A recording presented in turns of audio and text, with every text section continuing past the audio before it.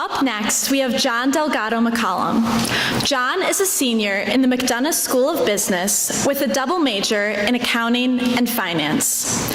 He originally hails from the comfortably cool locale of Phoenix, Arizona, and is excited to soon be a first-generation college graduate. During his 4 years on the Hilltop, John has been involved with various entities. He is the director of digital media for Gap and has proudly been on the board since his freshman year.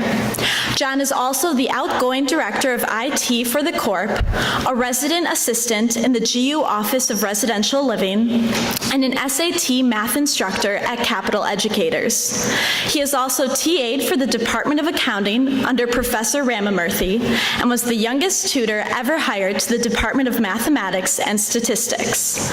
John has also been involved with the Georgetown Voice as the assistant design editor, Relay for Life as the director of marketing, and Georgetown University Math and Science Hands-On Enrichment, where he tutored inner-city DC high school students in math.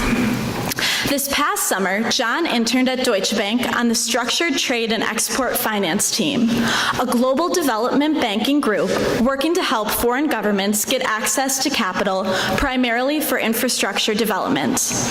After graduation, he will be moving to Manhattan, where he will be returning to DB as an investment banking analyst.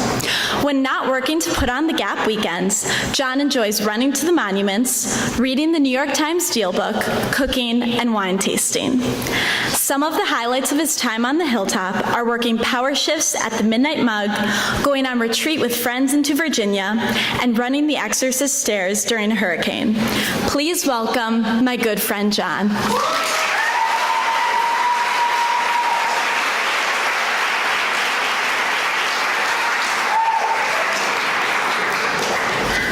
Good morning, everyone. I'm incredibly excited to be able to share a bit about my experience here on the Hilltop with you all. This past summer, I had the distinct pleasure of meeting Jim Volkwine, a managing director at Deutsche Bank.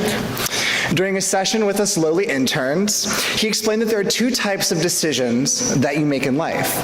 There are macro decisions, and there are micro decisions. According to him, if you make the right macro decisions, ultimately those smaller micro decisions really don't matter because you've put yourself on the right path. Attending Georgetown was my first macro decision, and after 4 years here, I am deeply convicted that I made the right choice. Applying to college was an arduous process. I received only one acceptance letter, guess from where? But that was fitting, as I'd only filled out a single application. When I flew out from my Gap in Hoya Saxa weekends, I vividly recall the wonder with which I was filled. The same wonder I had when I came to Georgetown 3 years earlier for a summer program. On December 12, 2011, I received my letter in the mail. I rushed home and saw that deceivingly small envelope, but I was able to read through it the words, housing enrollment procedures. I did the stereotypical jumping and screaming that I'm sure many of you did as well. And little did I know that this letter was not only the key to fulfilling a goal that I'd had for some time, but it was also the key to a brighter future, unlocking a world that I had never before imagined. When I moved here on August 25th, 2012, little did I know that I would embark upon a journey that would poke, prod, and stretch me in ways that I had never before conceptualized. You see, the past 4 years, they've been filled with challenges, difficulties, and failures for me. And so, even as a senior, rarely does a day pass that I don't find that I'm stretched in one way or another. Back to 2012. As a first-year student, I was a pre-med math major in the college, something my business school professors may not know. A micro decision that clearly ended up not panning out. This adventure on the pre-med track was nonetheless exciting, and it was a natural progression from my STEM-filled high school experience. Between the volunteer work I had done at a hospital, the support of my friends and family, and my unhealthy obsessions with YouTube surgeries, and most importantly, Grey's Anatomy, I was sure that I was going to be a trauma surgeon.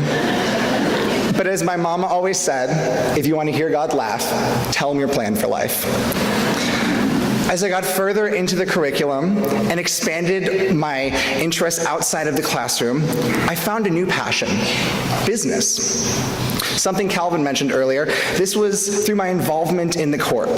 And so to expand on it a bit, we call it the Corp. It's shortened from Students of Georgetown Incorporated, and it's the largest entirely student-run nonprofit company in the world. We operate 3 coffee shops here on campus, a grocery store, a snack shop, Hoya Snacksa, and our newest venture, a salad shop called the Hill Toss. We proudly bring in over $6 million in revenue every year and employ over 400 Hoyas, with every single one from our newest cashier all the way up to our CEO Taylor being an undergraduate student here at Georgetown.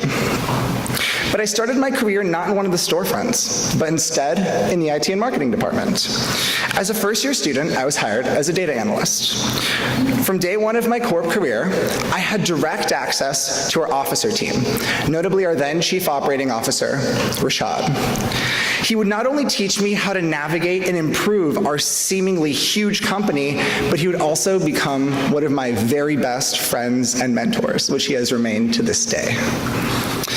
As a result, I worked my way from being this fresh analyst in the IT department all the way to the head of the department as the director, also getting to sit on the Corp's upper management. And through this experience, I began developing my thirst for learning more about business as a whole, and I found my interests deviating away from medicine. And so after a year at the Corp, indulging my newfound love for business operations, I found myself at a painful crossroads. Do I continue that pre-med track? Or do I transfer to the McDonough School of Business, leaving my pre-med coursework and dream of being a trauma surgeon behind? Well, fortunately, I was at the time in a class taught by Professor Arik Levinson. It was an economics course, and he's widely renowned as one of the professors here on campus that can make any student fall in love with the dismal science. When he taught us about the notion of a sunk cost, I knew what I needed to do.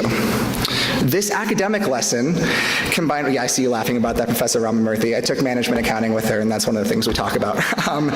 This academic lesson, combined with valuable advice from multiple trusted professors, led me to decide to transfer. And so I considered my time as a pre-med math major a truly exceptional experience, but cut my losses. And through this process, I also learned one of my greatest lessons of my college career: to embrace change and also the pain that comes with it. Ultimately, this transfer was my second ever macro decision, and I certainly won't regret it. Switching to the business school exposed me to a curriculum that was exactly what I had hoped to learn from my time in college. Before I knew it, I'd managed to rack up a double major in accounting and finance by simply taking courses that I considered interesting. But I'd also gotten to know some of the finest professors that Georgetown has to offer. Well, they taught me how to put together financial statements, hi, Professor Fairfield, perform discounted cash flow analyses, hi, Professor Comer, optimize supply chains, how's it going, Professor Quee, and consider the moral ramifications of business, that's you, Professor Jaworski. These exceptional professors also pushed me personally and have opened up my mind in ways I'd never before imagined. I found that as I was taking these courses, I wasn't only developing the technical skill set that I was supposed to learn, but I was also coming to develop my own identity as a business person, my own ethical mindset, and my own leadership style, all steeped in Georgetown's traditions of social justice and cura personalis. Therefore, when the time came for me to partake in the dreaded corporate recruiting that many of us undergo for our internships, I knew exactly what I wanted out of my future employer. I wanted a company with Georgetown's values, the same culture of excellence, and a dedicated focus on personal and professional development amongst its employees. Fortunately, I found this in Deutsche Bank, where last summer I had the greatest 10 weeks of my life and was once again pushed and stretched like I've consistently been here on the hilltop. While the summer was tough, little did I know that my greatest challenge awaited me in the second semester of my senior year. It wasn't a thesis. It wasn't applying to med schools. It wasn't trying to find a job. Rather, it was a personal challenge the likes of which I've never faced before and won't face again. On January 21st, my mother was diagnosed with untreatable stage 4 lung cancer. she was given 2 to 6 months to live. And in the course of a single phone call, my world was flipped upside down. This news devastated me, shaking me to my very core. Fortunately, 3 of my very best friends, who are here today in the front row, and a chaplain were with me when she relayed to me this news. And while my heart ached like never before, being surrounded by this close circle of loved ones comforted me and helped me know that Georgetown was the place I was supposed to be. The next day, I went to my deans and some of my professors to inform them of this news. Their first reaction, it wasn't to tell me to withdraw or take an incomplete in my courses. Instead, they were simply concerned about me, about my well-being, about how I was going to cope with this paradigm shift, and that the university cared for me, and that everyone would be along my side as I faced this abyss. In that moment, I felt this care in the most meaningful and sincere of ways. I had fallen into what we call the university safety net, and my colleagues here in Res Life can tell you all about it. It's a collaboration across university deans, psychologists, administrators, and select students to ensure that every single Hoya is taken care of in times of crisis. So I was immediately inundated with phone calls, text messages from so many members of our community and so many members of that safety net reaching out to me to let me know that they were here to support me and that they wanted to be there however they could. And while sadness filled my heart, the community of Georgetown and our overarching spirit brought me great comfort, reminding me that I was loved. This communal support caused me to recall a lesson from my high school AP government teacher, Mr. K.R. Scott. During his famed senior speech on my last day of high school, he told us that in life, we would inevitably fail. We would inevitably endure pain. But when those moments dawned upon us, holding us up from behind were the hands of every teacher we'd ever had. As their greatest purpose was to support us, and their greatest joys were rooted in our success. From the day of my mother's diagnosis onward, I have, in the most sincere and meaningful way, not only felt the hands of those high school teachers, but also those of my professors, of my deans, of my friends, and other colleagues. Inevitably, I had to take a trip home. And what was supposed to be a 4-day trip turned into a month-long one, as it culminated in my mother passing away 2 months ago today. The day of her death, I informed the university, and the response that I received was, again, overwhelming.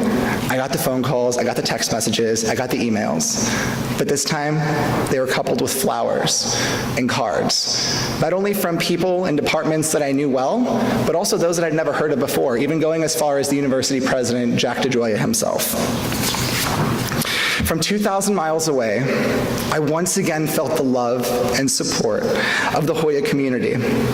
And like with my teachers, I felt the community's hands supporting me from afar. When I returned after spring break, I knew that I had come home. The comfort and peace that came over me after being reunited with everyone following this month away diminished the crippling pain of the loss of my mother. Every day, when I see my friends, professors, colleagues, and classmates, I am reminded that this is where I belong, and that no matter what I'm enduring, I will have that home here on the hilltop. When I made the macro decision to come to Georgetown, I was most excited about the name, the prestige, and the opportunities that our brand unlocks. Little did I know that I was joining what is, bar none, the most loving and caring community, dare I say, family in the world. And I hope that in the fall, you'll come join this family on the hilltop as well, because through thick and thin, we'll all be here by your side. Hoya Saxa.